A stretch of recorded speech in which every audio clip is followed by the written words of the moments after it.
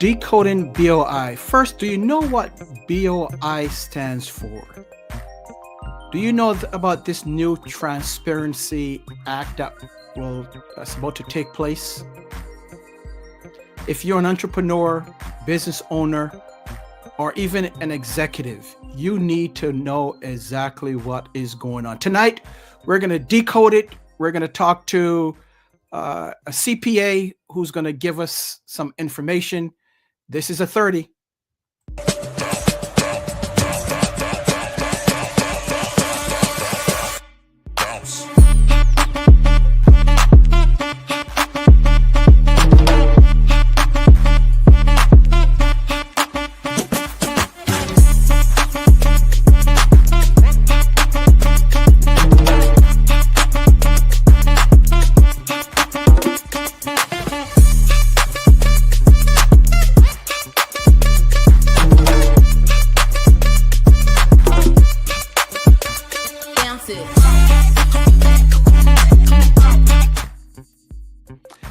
Hello, everyone.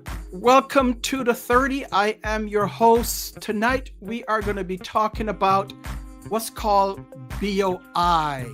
We're going to decode this whole mystery thing that if you are a business owner, if you're an entrepreneur, even if you're an executive with a certain size of business, you need to know some information that's going to take place coming 2025. And I want to thank you for being here. If this is your first time, certainly want to thank you. Make sure that you like and share this broadcast. We are sharing this broadcast among 3 platforms: Facebook, LinkedIn, and YouTube. If you're watching us from YouTube, make sure that you subscribe to our channel. Make sure that you do that. It is at 30 with Patrick, at the 30 with Patrick. We would love for you to subscribe to our channel, give us a like. Also, from LinkedIn, repost. This is valuable information that you certainly don't want to miss. And I've invited a good friend of mine, Dave G. Young. Dave, welcome to the 30, sir. Oh my gosh, I'm glad to be here.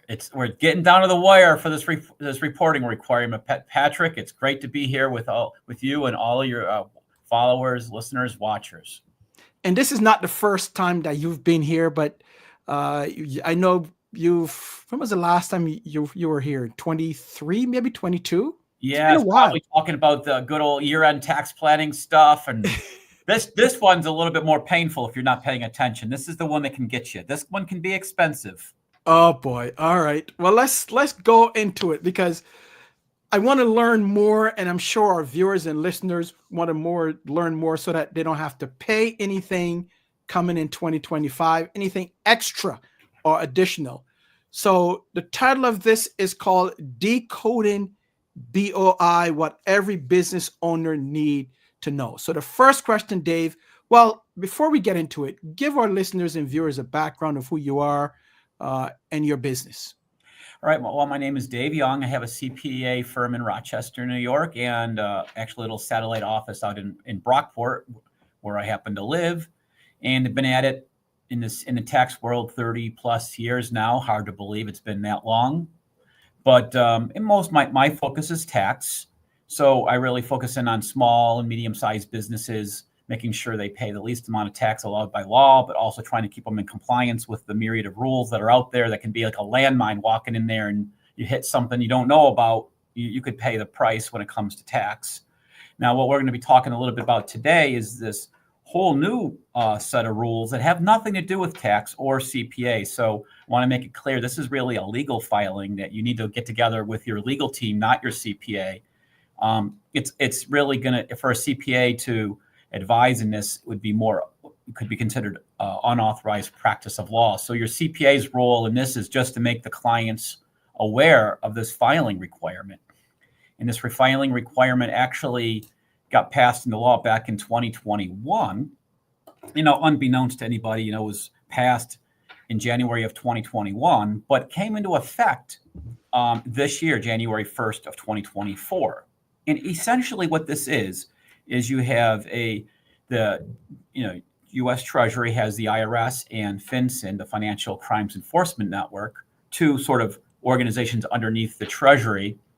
And what FinCEN wants to do, what the rule wants, what the Congress wanted to do, what the U.S. government wanted to do was essentially create a database. In other countries, there's a central database on who owns the businesses. But in the U.S., it's not so clear who owns what businesses. So they wanted a kind of a database in order to collect who owns what businesses. So this particular law was, when it was passed, really had some time before it kicked in. People didn't start paying attention till last year in 2023.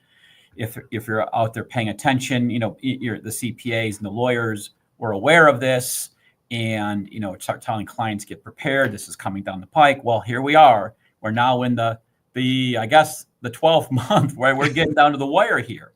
And so what the CTA stands for is Corporate Transparency Act. That was the law that was passed. And what the government wants us to do, or the business owners to do, and I won't get into who it impacts, but to file a report called a BOI, Beneficial Owner Information Report, essentially giving the government who owns their business, who owns what businesses. Now, here's the interesting rub. It does not impact larger businesses. And first of all, there's a really, FinCEN, the Financial Crimes Enforcement Network, has a website, and it has a guide on there that'll walk you through everything. So the first thing you need to do is go to the FinCEN website and then read. They have a compliance guide called the Small Entity Compliance Guide. And I would highly recommend reading through that guide. That has all the requirements of what you need to do and when you're going to need to do what you have to do. So it's fairly great guide. It tells you all the things you're supposed to do. And this guide's been out actually since January of 24. So it's been out quite a while. So the information's been out. FinCEN has it on their website. Concern that I would have is, unless you have someone telling you about this, you, the business owner, could be completely oblivious to the fact that you have this reporting requirement. It impacts mostly small businesses, defined as businesses with less than $5 million in gross receipts. But there's also employee requirements as well. And so before you get into it, Dave, you mentioned a couple of things, so that our non CPA folks, right, like myself, right? So let's break it down into small bites. All right. So what does BOI stand for, first and foremost? Beneficial Owner Information. So the BOI stands for Beneficial Owner Information. Like who actually owns the entity? Like who are the owners of the entity? So so let's say the Jackman Group LLC. Mm-hmm. And I filed that. So I need to let them know who owns the Jackman Group LLC. Right. Correct. Okay. Yep. All right. Do I need to know or put down, let's say they are partners? Yeah. So this is where it gets confusing. So hence the CPAs have avoided this because it's unauthorized practice of law. So let's say you have an entity, the Jackman Group, and it's an S corp, and you, Patrick, own it 100%. Mm-hmm. But what if you have a partner, and the rules to say, well, if it's more than 25%, it's a bright line, you report it. But what if you have a partner, but they have substantial control? They could be considered a beneficial owner of this business. So in which case you'd want to report the person, even if they had less. So maybe you have a 10% partner, but that partner has substantial control over the business. Now, that could be a situation where you'd want to report the beneficial owner. So that's where it gets a little murky. You have to understand that, and you have to go through and read the guide and work with your legal team and really determine who a beneficial owner is. Got it. So if you happen to miss that, the penalties are astronomical. $591 per day on the civil penalty, and that's for 2024. And then they'll adjust every year for inflation. So they start off at 500. This year they're 591. Next year in 25, we'll see what they are. But the penalty will keep going until you remedy the situation. So hence you really, really, really need to work with your legal team to make sure you know who the beneficial owners of the entity are. It's not 100% clear. Okay. It's a little subjective. So if I have the company, I said an S corp, and I have 51% of the company, and my partner have 49%, I need to work with an attorney to find out who the. Well, it's going to be in that particular fact pattern. It would be both. So, Okay. So you could have multiple people own. I mean, multiple people could be beneficial owners. Got it. Of the entity. So you in the fact pattern you laid out, it would be both people would be considered beneficial owners when they do the filing. So, for example, if in that scenario, the mechanics behind it are you go to the FinCEN website. Mm-hmm. Of course, I recommend you read through the guide. I recommend you contact your legal team to make sure you're reporting everything correctly. And what they want is the name of the entity, the federal ID of the entity, the physical address. You cannot use a PO box. You want to know the physical address of the entity, where its primary place of business is. And then you want to report who are the beneficial owners, what are their names, and you got to give copies of their like an ID, like a passport, driver's license, or something along those lines. So like an image, like you would scan it and upload it to the FinCEN website. Okay. So you're going to want to know where you got to be very careful. So let's say you have got listeners out there, and let's say there's a change. So if Patrick, you have you and another partner, and one of you move, well, then you need to report that move. You have only 30 days, right, to update your FinCEN filing. So got it. Right now in 24, it's 90 days, but going forward, now we're really getting close to 2025. So it's going to be going back down to 30 days. So let me park you here. So we're talking about now, both of us, let's say in that scenario, both need to report, right? And you also mentioned, Dave, that you must enter the physical address as opposed to the mailing address. So let's say your physical address, right, as opposed to like a PO box, right? So let's say your physical address of the business, because coming out of COVID, small businesses may run out of their home. So a home office, do they need to report the physical address of their home, or do they need to report it as from a mailing address perspective? So let's say they run the business out of their home. It's a home-based business. Then the home-based business, the address of the business would be the same as the beneficial owner in that particular case, right? Because the beneficial owner and the business have the same physical address. Yeah. Got it. Yeah. Okay. All right. So now, BOI is one thing. Now you have CTA. So I want to make sure that we give people the meaning of these acronyms. So what's a CTA? Right. That's just the Corporate Transparency Act. That's sort of like the act, the name of the law that put this reporting requirement in place. That's all that is. It's just corporate transparency. What they mean by that is who actually owns or who actually is the beneficial owner. Better way to say it. Who's actually the beneficial owner of that entity? That's the transparency part of that. Got it. Okay. All right. So next one. Now you mentioned FinCEN. Now what is FinCEN? FinCEN, which is FIN and then CEN, is the Financial Crimes Enforcement Network. So historically, they are the ones that you would report if you had a foreign bank account. So let's say you had an account in Canada and it was more than $10,000, you would have to file a report with FinCEN saying, hey, I own this account, I have signature authority over this account, and you would report that to FinCEN. Now FinCEN is also charged with getting this Corporate Transparency Act. So the Corporate Transparency Act, the law, charged FinCEN, the organization, to build this giant database with people who owns what businesses in the United States, basically. Okay. All right, good. So we got BOI, CTA, FinCEN. Now you also mentioned, Dave, that the deadline to file this is when? Well, it's an interesting question.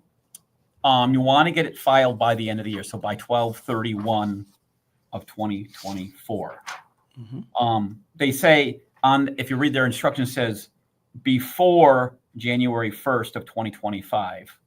So I would say that's, get it there, but, get it done before, by 12/31 of 2024. That's Okay. what I Right. say. So we know that it has to be done by the end of the year. Correct. Yeah. Now, the next step now, Dave, is what type of businesses should get this done and what type of businesses are exempt? So it's really focused towards small businesses, and it's for businesses that are formed at the state level. So like an LLC, a corporation, and a corporation at the state level doesn't matter if it's C Corp or S Corp, because at the state level, it's still a corporation. So it's formed at the Department of State level or a tribal level. So if you have a DBA, like here in Monroe County, and you're just Patrick Jackman, and I have a DBA in Monroe County, then that's at the county level. There's not a reporting requirement. But if you had a LLC, which is formed in the New York, or in this case, we're in New York State, but at any state level, at the state level, then you would have a requirement to actually file this BOI report. Okay. So LLC, PLLC. Correct. Yeah. And I know your company is like an LLP.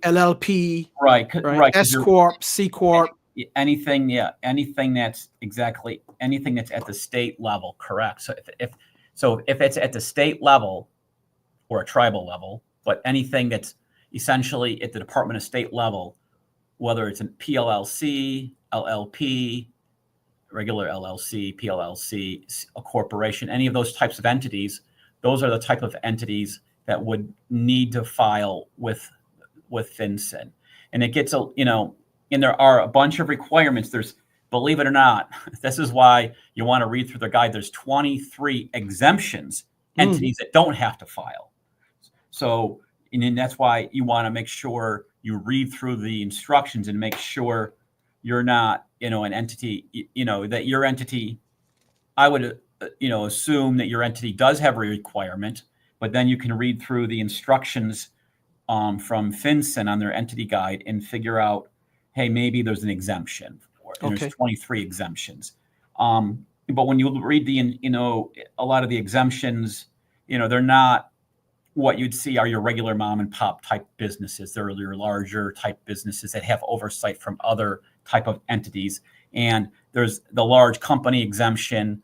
That's why it's aimed towards small business. If it's $5 million in gross receipts, and you have to have more than 20 full-time employees. And they say full-time employees, I believe, is more than 30 hours. But again, read that in the instructions, because those things are subject to change. So you could have a business that has $10 million in sales, but maybe they only have 10 employees. Well, then they would be required to file, right? Because so people only sometimes listen to, in the world, it's always, you got to get into the detail, right? So they'll say, $5 million. Well, and there's an and, not an or. So you need to meet both requirements, and you have to have more than 20 full-time employees. So, if you're right at the border, you could be, going back and forth between filing and non-filing. So in the case of doubt, it's best to file, because the consequences for not filing are significant. And I'm sure people don't have anything really to hide. You want to make sure you're in compliance, because the cost of non-compliance on the civil side is extremely high. And there's criminal penalties as well, which is a $10,000 penalty and 2 years in jail. So you want to avoid both the civil and the criminal side of this. So before we get into the penalties, let's continue the track of those that are exempt. So DBAs are exempt, right? Yeah. What about non-for-profits or nonprofits? They are exempt as well. Okay, so churches are exempt as well, right? Right. Yeah. Good.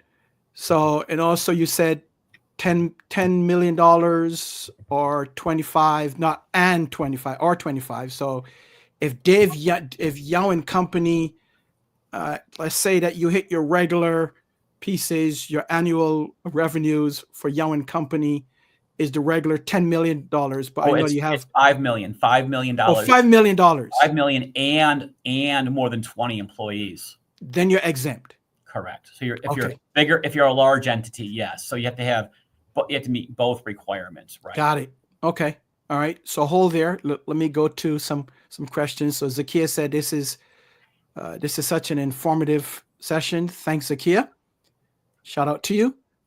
Steph asks, is this something that needs to be filed annually or when there are charges within the company? So if there's a change within the company, or changes, it's a one and done filing. However, if there's a change, so there's a lot of gotchas out there. So let's say, Patrick, you and I own a business together, and I move from Brockport up to up to Hamlin or something. I move from Brockport into Rochester. That starts a 30-day clock beginning in 25. That you have to report my new address. Or another gotcha is, people put their passport or their driver's license up there and maybe they expire. Well, you got to put a new image up there. Again, you only have 30 days. Technically, if you have a business and someone passes away who owns the business, you still only have the 30 days to report whoever the new beneficial owner is. And, so it can get confusing because sometimes if you might not necessarily know who the beneficial owner is, because it sometimes takes a little bit more. That's where you got some gotchas there. And the penalties again accrue $591 per day. So if you have an entity and you're filing these reports, you need to have a system in place that's tracking if I use Patrick's driver's license and Stephanie's passport and Dave's driver's license, and we use them to file this BOI report, you got to know when they expire. Okay. Now, let's talk about the penalties. Okay. Well, the penalties are fairly substantial, $591 per day, and without any real ceiling. And that's not $5.91. That's no, it's $591, and it's indexed for inflation. So that is what it is today in 2024, right?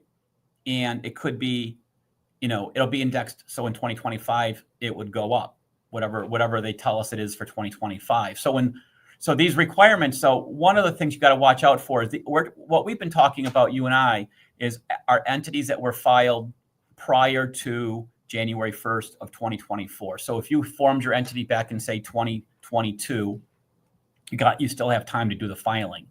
If you filed your entity in 2024, like you just formed your entity now, then you're actually got 90 days to do the filing. So when you formed your entity, your lawyer or yourself should file the report so it doesn't get forgotten, because going forward, that 90 days is going to tick down to 30 days. So be careful on any new entities that you formed. Hopefully anyone who's listening, if they formed a new entity in 2024, they haven't gone over the 90 days, or they already did their BOI report filing. Now this is for everyone, every business owner, right? Every business that is not exempt. You are correct, sir. And there's a couple of things you can do to make your life easier as a business owner. One of them would be, if you have multiple entities, you can actually get something called like an identifier, FinCEN identifier, which is like a unique code that would be tied to you personally. Then if you had 3 or 4 entities, rather than uploading your driver's license and all of that information 4 different times, your FinCEN identifier is one large number, and you get that FinCEN identifier and you give that to each entity. Then when you change when you update your driver's license for your FinCEN identifier, it would cascade down to all the entities you own. So let's take that again, Dave. So let's give practical applications to people here. Let's say Dave has 3 businesses, right? Young Company. He has Young Golf, right? And something else. Yep. S Corp, LLC, and LLP. What does Dave have to do? Does he have to register all 3, or, as you said, get the identifier? So that's a very good question, and here's how it would work. So if you have multiple entities, what I would do is I'd get a FinCEN identifier. What I would recommend you do, get a FinCEN identifier. So then that's just a unique, essentially, ID that's tied to that person, right? So it's going to be tied to, say, Dave or Patrick, whoever. It's, you know, like almost like your social security number or like a federal ID number for an entity. It's tied to that specific individual. Let's say that individual has 5, 6, 10. They could have 20 different entities they're involved in. They get one FinCEN identifier, and then when each entity must file a report. So if you have 20 entities, that's 20 filings. But rather than uploading 20 different times your driver's license, you just put in your FinCEN identifier on each entity that you own or that you're a beneficial owner of. So that'll make things a little bit more efficient, a little bit more private. Let's say, you know, you own entities and, you know, you're a beneficial owner of another entity. You have to give that entity your driver's license or passport. Maybe you don't want that out there in the wind, you know, at some other entity that you don't control the data. So it's a little bit more private. It's a little bit more streamlined, right? Because now if you have 20 entities and you change and your driver's license expires, you got to upload, you know, the same driver's license 20 different times. So you could just get one FinCEN identifier, make the change for the FinCEN identifier, and then that would cascade down to all the entities you own. That's fantastic. That's good information. And I know, Dave, you give me a lot of information to take home yesterday, so I'm reading through that. But one of the things you also sent me was the link. So I'm going to share that screen. I'm going to share my screen now. And this is the FinCEN. It's fincen.gov/BOI. Right. And this is where we will go to file, right? Yeah, right. And if you go to the left where it says like small business resources, you can click on that and it'll give you like the handbook on how to right there. You'll see it where it says small entity compliance guide. Okay. And there's FAQs right next to it. You definitely want to read through all of those things. You want to make darn sure you're in compliance. Now, to make things a little bit more interesting, because you and I, we go back decades, even though we both appear to be fresh out of college here. But that's right, Dave. That's right. But Tuesday afternoon, there was essentially the Eastern District of Texas, there was a court ruling to put a stay on right now. And right now, if you go back to the homepage of where we were, and on the homepage of the FinCEN, okay, there you go. You see where those red little alerts? Mm-hmm. Those alerts, there hasn't been an alert for the most recent court ruling that basically put a stay on the filing requirements or enforcement of the CTA. I, however, highly recommend just get compliant. Just do the filing. It's not a big deal. It'll take you, an average person who can use a computer and know how to upload their document, essentially their ID. It could take you 10, 15 minutes, to do it per entity. So we're not talking about a great deal of time for most businesses. But my concern would be that people, are completely oblivious to the fact there's a reporting requirement to begin with, which they're just, to me, you're walking through a minefield, not even knowing there's mines there. Or two, you hear a snippet saying, hey, this has been stayed. But what if it's been stayed? You'd not, and then all of a sudden in February, now 2 months after the deadline's passed, they say, you know what? FinCEN fought back, they appealed it, and they won, and now you never did the filing. You're leaving yourself vulnerable to the penalties, right? There's nothing saying that, they're going to extend the due date just because there's a stay on it currently.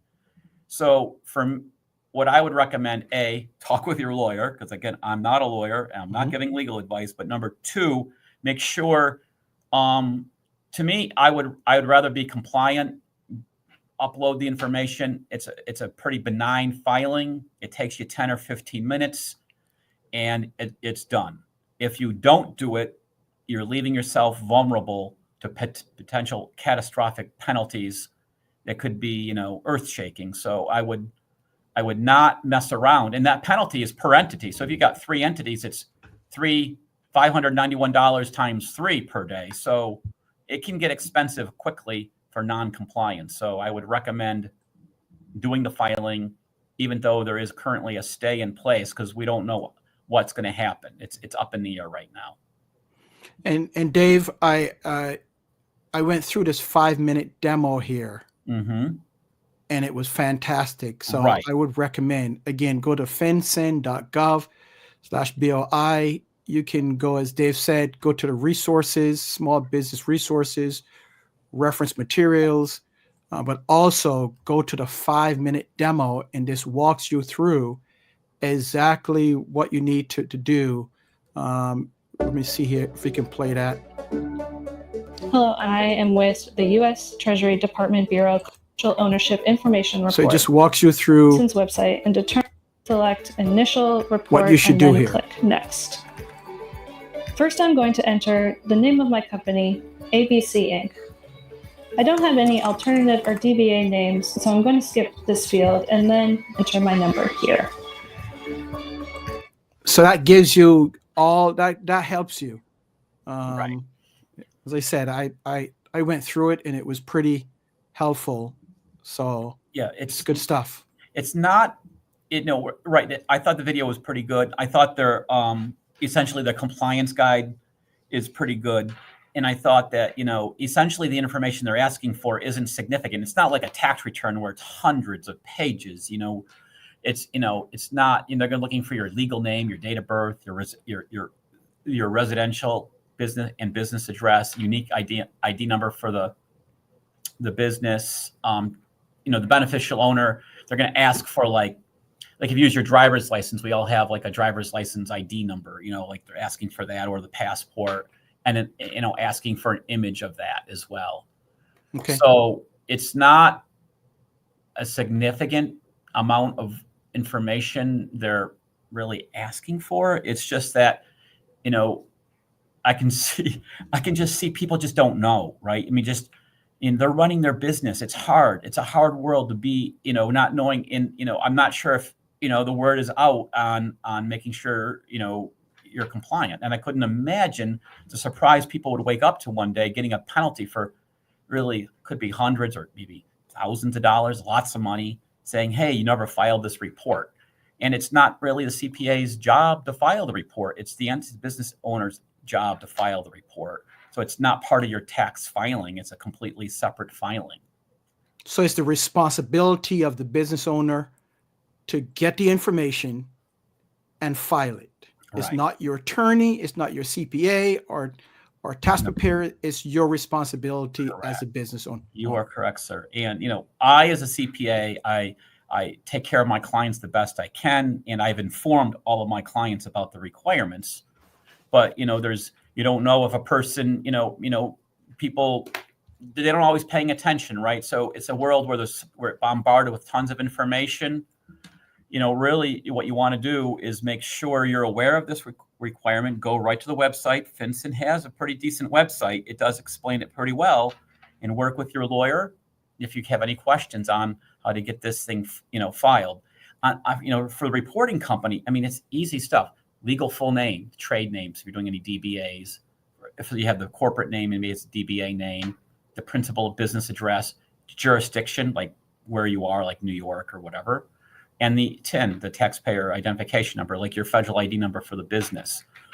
All of these things, 10, 15 minutes, you're done. Move on to the next thing. When you do the filing, one important thing is make sure you get a copy, like a receipt, like they're going to give you like your submission ID, like you'll be able to download what you actually sent to FinCEN, like the information you sent to them, and almost like a really long, kind of identifier showing that you submitted it, and you keep that safe because that's your proof that you did the filing, right? You don't want to forget about it and, I did the filing but have no proof. You want to have proof you did the filing and keep that with probably your corporate records. Like a lot of people have those black binders, the 3-ring binders. You want to keep a copy there.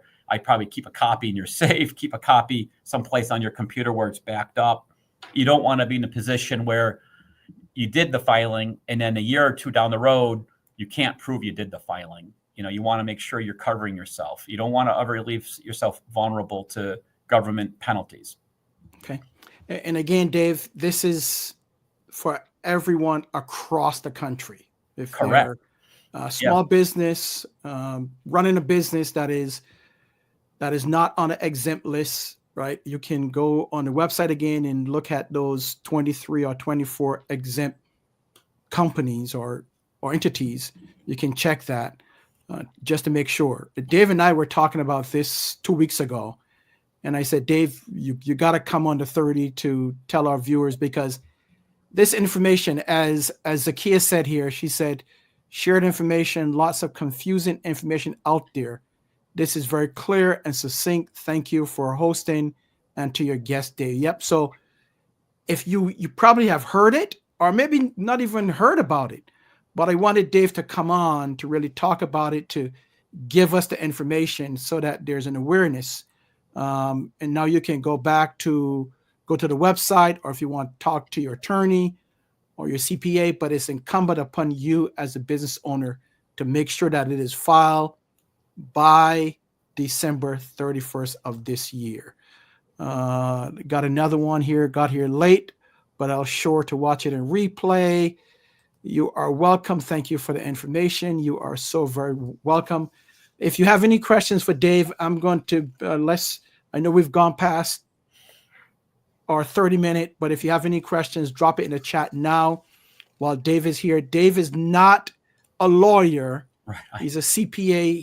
He's a partner in in Young and Company CPA. But if you have any questions for him that he can answer, make sure you put it in the chat, and we're going to continue talking for another 5 minutes, Dave, if you don't mind. I would also recommend, it's a gray area. Like, you don't know, it's better to over-report who the beneficial owner is, right? In other words, there's no penalty per se if you put, if it's not clear who a beneficial owner is and it's a gray area. Again, work with your lawyer, not a lawyer, but it'd be better if it's gray to put that person in who's kind of, I don't know if he or she is really a beneficial owner. Do they have enough influence?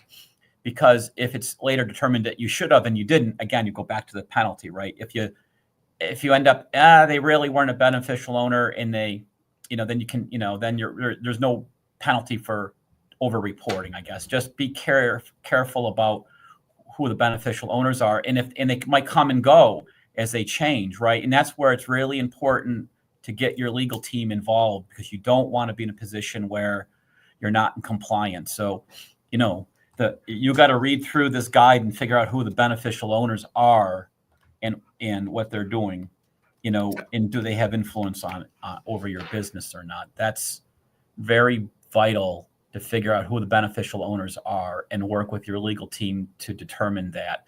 And if those beneficial owners are changing, then you've got to, report those changes within 30 days. So it's not as easy as one and done.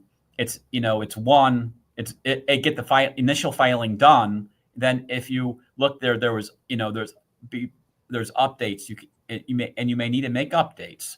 So that's what I guess my point is. It's something to be extremely aware of, and also know who the beneficial owners are, and if there's changes in their addresses, the beneficial owners' addresses, the business address, their IDs expire. All of those things are things that'll have to be tracked, and it's one of those things I think there's not a lot of awareness out there based on what I can see. There's nearly 33 million businesses across the board. I think they estimated roughly 33 million small businesses that will have to report. Wow. I'm not sure how many of them have reported. Other concern I would have, as we get closer to the deadline, does the FinCEN website hold up? Will there be a whole mad rush the last couple of days of the year to get the filings done, and do they have enough bandwidth to hold it on? So this is one of those things I would get done immediately, and keep track of the beneficial owners as they change, and as their addresses and or ID or expiration dates change. There's a whole host of things that are gotchas out there that you have to be aware of. So again, the website, the URL is fincen.gov. BOI, and you can get the information there, or look at the 5-minute demo, and check that out. Dave, is there a charge for it? Does the government charge No, people? Okay, so there's no charge for it. no, there's no Okay. charge. Now, the other thing, there are a lot of these organizations that will look, they'll charge. So if you just put in the FinCEN reporting, there's a lot of businesses out there that'll do the reporting. That will charge you to do the report. But if you file directly with the FinCEN, the website you just showed, the fincen.gov website, the government is not charging a fee to do the filing. It's Okay. just, they're just trying to build their database on who the beneficial owners are. They're not charging a fee to update. To make the update to file the report. And that's great information again, Dave, because as Zakiya said, there are scammers charging $500 to do the filing for small businesses. Lots of predatory behavior out there. Yes. Yeah, there is. And at least what I would tell you, the people, at least they have the awareness, they have the website, they work with their legal team. It's one of those things, if it's a gray area, it's time to contact a lawyer. Even if it's not a gray area, this is where you want to get your legal team involved, and make sure you're following the rules. The last thing you need is a landmine to explode with lots of penalties down the road. You need to be aware of it. You need to understand it. You have a small amount of time where the clock is running, and you want to get this thing done. And you want to make sure it's correct. And you want to make sure you have proof that you did the filing, and you can prove it 6 months, a year, 2 years down the road. If someone ever asks you where your report is, you have it. And the thing is, I would have a procedure in place where you're tracking changes, right? Because it's easy. I have run my business for nearly 30 years from now. It's a difficult task to run a business, and there's a lot of moving pieces and parts and a lot of things that are swirling around us all the time, every single day. And this is something that could easily be forgotten. And if you forget it and you have a 30-day clock and it expires, you've now exposed yourself to a penalty. So you need to have a procedure in place where you're regularly checking changes that need to be updated to FinCEN, or you will be paying a significant heavy price in the future for non-compliance. All right, Dave. I don't see any other questions or comments here. So, Dave, I want to thank you so very much again, Dave Young, CPA, Young Company CPAs. Dave is a partner in that company. The business was formed, as you said, 30 years ago, Dave? Almost 20 in 97. So I guess I'm starting my 28th year now. Hard to believe. Wow. Yeah. And I've known you, Dave and I, little back history. Dave and I went to college together. Dave is a military vet, and came out of the military, loved numbers, and formed his CPA business with his wife, Julie. So thank you, Dave. I appreciate it very much for coming. And my father. Oh, okay. All right. My father, I was very fortunate. I had my father, myself, and my wife, all three of us, 3 CPAs. Oh. Wow. So yeah, I got to start, my father and I it's nothing like working with your dad in your business. And then my wife came in. So yeah, my wife Julie still helps me. She's the brains behind the operation, keeps it going. Well, we know that, Dave. Absolutely. So I love being on here, and there are a lot of reputable lawyers out there that can help, right? So, there are lawyers that I work with that are very knowledgeable in this area and understand exactly what to do and how to do it. And, any questions you have, reach out to your lawyer. They should know how to get this thing done. And at least you can show you made reasonable efforts to be in compliance. And please be in compliance, because if you're not, it's going to get ugly quickly. Awesome, Dave. Thank you so much. And I know that we didn't get to the end of the year tax planning. Come on back before the end of the year, Dave, and do a session on the end of the year tax planning, because our viewers and listeners may have some questions on that. So thank you once again. As Zakiya said, thank you for your service. Oh, thanks. Yeah. Thank you. So thank you, Dave. And any last words? My last words are just thank you for having me here. For all the folks out there listening, Just go to the website, get the word out to your friends and colleagues that you might run into that maybe are unaware of this, because the last thing you need is your friend going down the tubes because they didn't know about this thing. And just stay tuned. I think the FinCEN website really has a lot of information on there, and stay tuned with your lawyer. Get your lawyer involved. Get this thing filed as quickly as you can. Don't hang your hat on the stay, because I'm concerned there's no guarantee that if there's a stay and it stays until, like I said, sometime in 2025, there's no guarantee FinCEN's going to come back and say, well, you missed the deadline. There's no guarantee they're going to push the deadline. So I wouldn't mess around with this thing. And I don't think it's very difficult to file. I think the cost of compliance in this isn't going to be overwhelming in but you may have complicated situations. Not everything is clear cut. Like beneficial owner is not a clear cut. Not in many cases is it going to be clear cut. So it's one of those things you really want to get right. You don't want to mess this thing up. This is not. I don't think the government's joking around on this thing. You want to make sure you got it right, and you can prove you sent it in.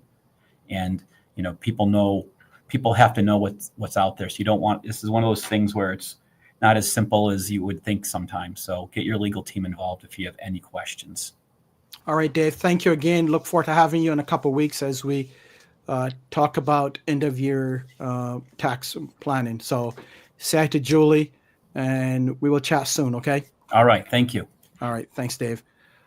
All right. So we've been talking to Dave Young of Young Company CPAs. Fantastic information. And Dave is very knowledgeable, but make sure that you go to the website, fincen.gov/BOI. All the information is there. Complete it before December 31st, so that there are no penalties that may be attached to you in 2025. All right. Thank you for being here. I just wanted to bring some information to you. Again, the goal of the 30 is to provide relevant information to help you with your personal, professional, and spiritual lives. That's what we do.